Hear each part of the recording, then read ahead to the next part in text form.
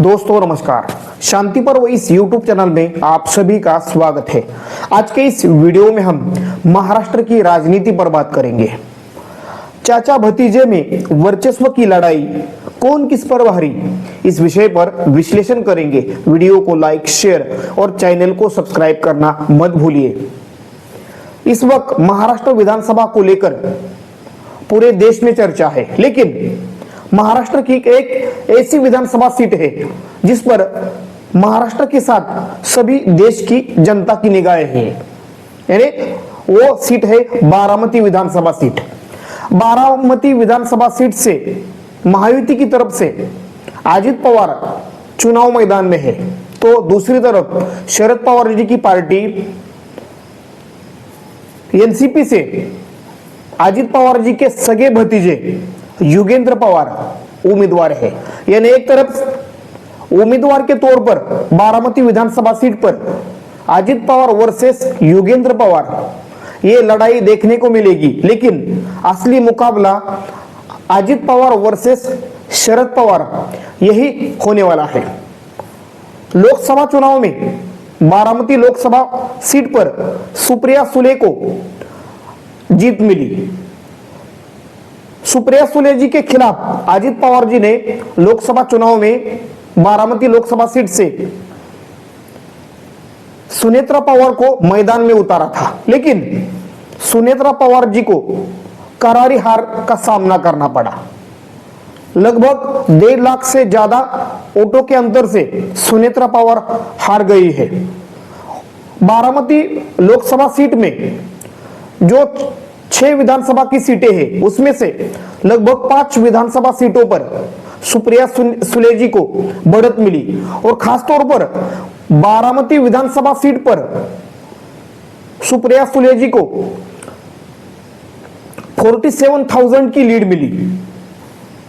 अजित पवार जी को यह उम्मीद थी कि बारामती विधानसभा सीट पर सुनेत्रा पवार जी को लीड मिल सकती है, लेकिन जनता ने सुप्रिया सुले जी के पक्ष में नतीजा दिया या शरद पवार जी को अपनी पसंद जताई। लेकिन क्या लोकसभा चुनाव में जो हुआ, क्या विधानसभा चुनाव में भी वही देखने को मिलेगा? क्या बारामती विधानसभा सीट से अजित पवार हार सकते हैं? इस वक्त अगर हम मीडिया और सोशल मीडिया देखें तो बारामती विधानसभा सीट पर अजित पवार फंसे हैं, अजित पवार हार सकते हैं, ऐसी चर्चाएं हो रही है। लेकिन बारामती विधानसभा सीट की जमीनी हकीकत क्या है?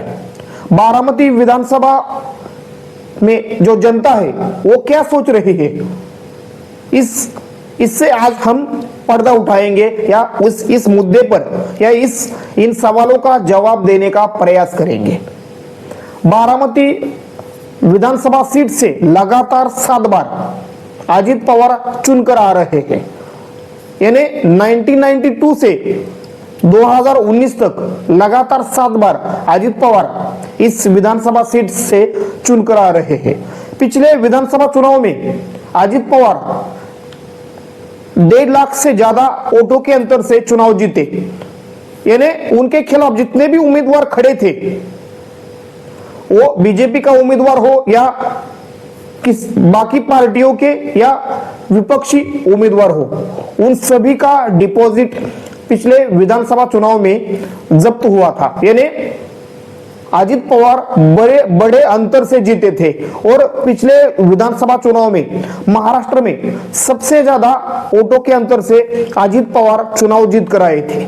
मगर क्या पिछले विधानसभा नतीजे को अजित पवार इस 2024 के विधानसभा चुनाव के नतीजों में दोहरा पाएंगे?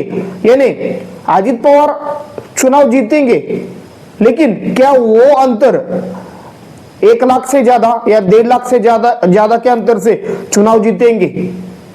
इसको लेकर भी कई तरह की चर्चाएं इस वक्त बारामती में हो रही है। बारामती में इस वक्त अजित पवार के सामने योगेंद्र पवार का एक चैलेंज है। योगेंद्र पवार अजित पवार जी के सगे भतीजे हैं। अजित पवार जी के छोटे भाई श्रीनिवास पवार के बेटे योगेंद्र पवार। योगेंद्र पवार को शरद पवार जी का सपोर्ट है। इसके कारण योगेंद्र पवार को भी बारामती विधानसभा सीट पर जनता का अच्छा सपोर्ट मिल रहा है। यानी एक तरीके से देखें तो बारामती विधानसभा सीट पर अजित पवार और योगेंद्र पवार इन दो उम्मीदवारों में कड़ी टक्कर देखने को मिल रही है।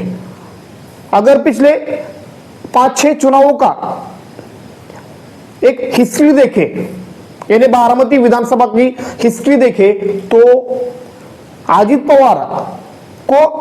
पवार जी के सामने विरोधियों का एक तरीके से आह्वान हो या एक तरीके से चैलेंज नहीं के बराबर था। लेकिन 2024 के विधानसभा चुनाव में योगेंद्र पवार जी के रूप में उनके परिवार के एक सदस्य ने उनके सामने एक चुनौती खड़ी की है और योगेंद्र पवार शरद पवार जी के उम्मीदवार है। शरद पवार जी के लिए बारामती में अच्छी खासी सहानुभूति हमें देखने को मिलती है। शरद पवार जी के नाम पर ही 2024 के लोकसभा चुनाव में सुप्रिया सुले जी को वोट मिला है। यानी एक तरीके से शरद पवार जी का सिक्का, शरद पवार जी का नाम बारामती में चलता है। लेकिन लोकसभा चुनाव में अजित पवार को एक तरीके से जनता ने नकारा। क्या वही जनता विधानसभा चुनाव में भी अजित पवार जी को एक तरीके से खारिज कर देगी? इसका जवाब हमें नहीं में देना पड़ेगा। अगर इस वक्त बारामती विधानसभा सीट की हम बारीकी से विश्लेषण करें और जनता की राय अगर हम ध्यान में रखें, तो लोकसभा चुनाव में सुप्रिया सुले और विधानसभा चुनाव में अजित पवार, इसी फॉर्मूले के तहत बारामती विधानसभा सीट पर आज तक वोटिंग होता आया है। और इस लोकसभा चुनाव में भी सुप्रिया सुले जी को जो लीड मिला है उसी फॉर्मूले के कारण लीड मिला है। यानी बारामती विधानसभा सीट पर अब विधानसभा चुनाव में अजित पवार को ज्यादा वोट मिलेंगे। यानी अजित पवार जी की जीत इस फॉर्मूले के तहत सुनिश्चित दिख रही है। अजित पवार जी ने बारामती में अच्छा खासा डेवलपमेंट किया है, वो इंडस्ट्रियल डेवलपमेंट हो, रोड्स हो, हॉस्पिटल हो या एजुकेशन हो या बाकी अदर फैसिलिटीज हो। डेवलपमेंट के एक विकास पुरुष हो, यानी विकास पुरुष के तौर पर बारामती में अजित पवार जी को जाना जाता है, यानी या उनकी पहचान है। शरद पवार जी पिछले 30 साल से बारामती की जो स्थानिक पॉलिटिक्स है या जो बारामती का जो बारामती नगर पालिका हो या बारामती विधानसभा की जो जिला परिषद हो, ग्राम पंचायत हो या पंचायत समिति के यानी स्थानिक निकाय के चुनाव हो, उसमें अजित पवार जी का सिक्का ही चलता है। यानी पिछले 30 सालों से बारामती में अजित पवार जो कहेंगे वही होता आया है। यानी 1992 से लेकर 2019 तक अजित पवार जो कहेंगे वही बारामती में होता आया है। यानी अजित पवार के काम करने का तरीका शरद पवार जी से अलग है।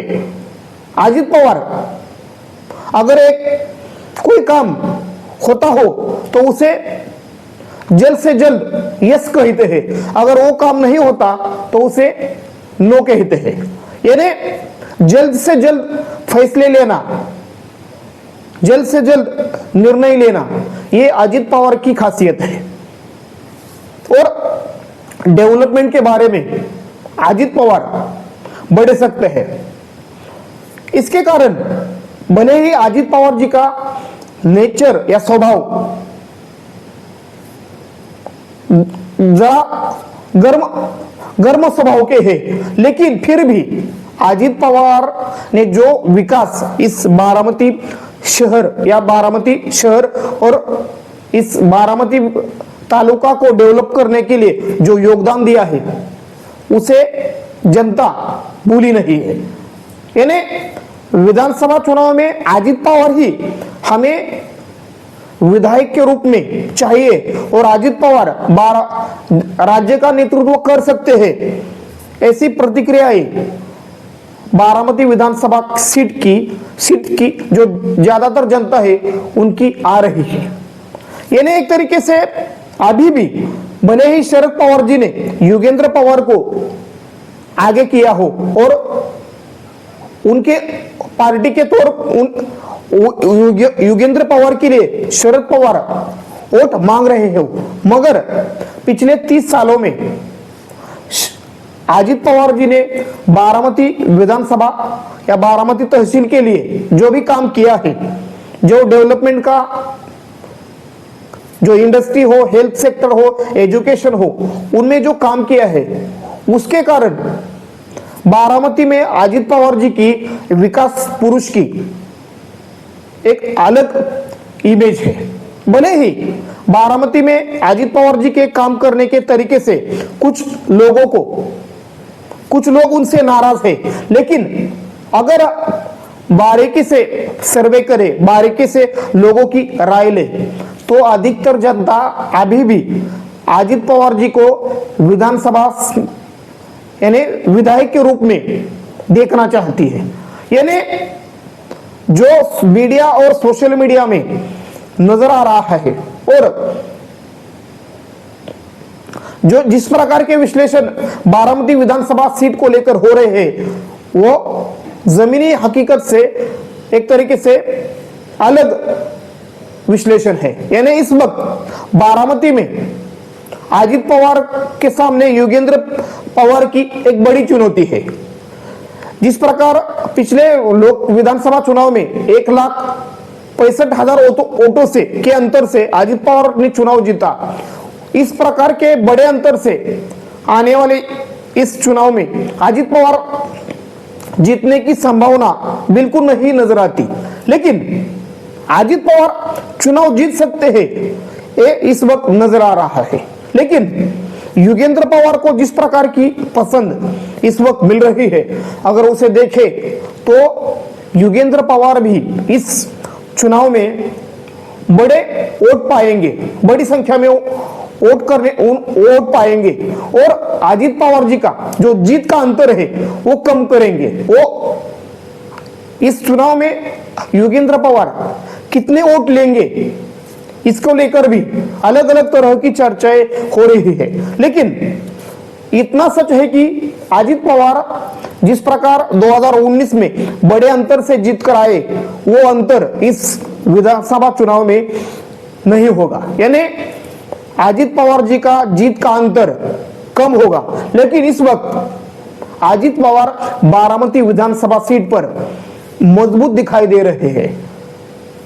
योगेंद्र पवार ने एक चैलेंज उनके सामने जरूर रखा है। शरद पवार जी ने आज लगातार 4 से 5 जनसभाएं बारामती विधानसभा में की और अलग अलग गांवों में उन्होंने जनसभाएं की। उनको भी अच्छा खासा जनता का सपोर्ट मिला, जनता की भीड़ इन सभाओं में देखने को मिली। जिस प्रकार शरद पवार जी ने अपना भाषण या स्पीच दिया है, अगर उसका हम बारीकी से विश्लेषण करें तो आज शरद पवार जी ने योगेंद्र पवार को योगेंद्र पवार के लिए वोट मांगे हैं। जिस पर शरद पवार जी ने कहा कि 30 साल बारामती में मैंने नेतृत्व किया, मेरे बाद अजित पवार जी ने 30 साल नेतृत्व किया और अब अगले 30 सालों के लिए योगेंद्र पवार को आप मौका दीजिए। यानी एक तरीके से शरद पवार जी ने योगेंद्र पवार को आगे किया है। यानी एक तरीके से बारामती में शरद पवार जी के या अजित पवार जी के बाद बारामती में शरद पवार जी की परिवार से कौन उम्मीदवार होगा, या बारामती में पवार परिवार की विरासत को आगे कौन बढ़ाएगा, तो उसका जवाब है योगेंद्र पवार। इस वक्त अजित पवार 65 साल के हैं। अगर अजित पवार की उम्र देखें तो आने वाले 2-3 चुनाव अजित पवार बारामती से लड़ सकते हैं। उसके बाद योगेंद्र पवार बारामती में चुनाव में सामने एक चेहरा बनकर सामने आ सकते हैं। यानी एक तरीके से योगेंद्र पवार को आगे कर शरद पवार जी ने बारामती में पवार फैमिली का अगला मेंबर कौन लड़ेगा, या पवार फैमिली की जो राजनीतिक विरासत है उसे कौन आगे बढ़ाएगा, इस सवाल का जवाब दिया है। योगेंद्र पवार को आगे कर शरद पवार जी ने एक तरीके से अजित पवार जी के बेटे पार्थ पवार और जय पवार का एक तरीके से राजनीतिक करियर को एक तरीके से फुल स्टॉप लगा दिया है। ऐसी भी चर्चा इस वक्त बारामती हो या महाराष्ट्र में हो रही है। यानी एक तरीके से योगेंद्र पवार इस वक्त राजनीति में नए हैं, लेकिन जिस प्रकार से सुप्रिया सुले जी के लिए योगेंद्र पवार ने एक तरीके से चुनावी प्रचार किया, जिस प्रकार से वो लोगों के साथ कॉन्वर्सेशन करते हैं, उनकी समस्याओं को सुलझाने के लिए, उनका जवाब देने के लिए प्रयास करते हैं, और जिस शांति से, जिस संयम से वो लोगों की बात सुनते हैं, तो उनको देखकर शरद पवार जी की राजनीतिक छवि उनमें कुछ हद तक दिखाई देती है।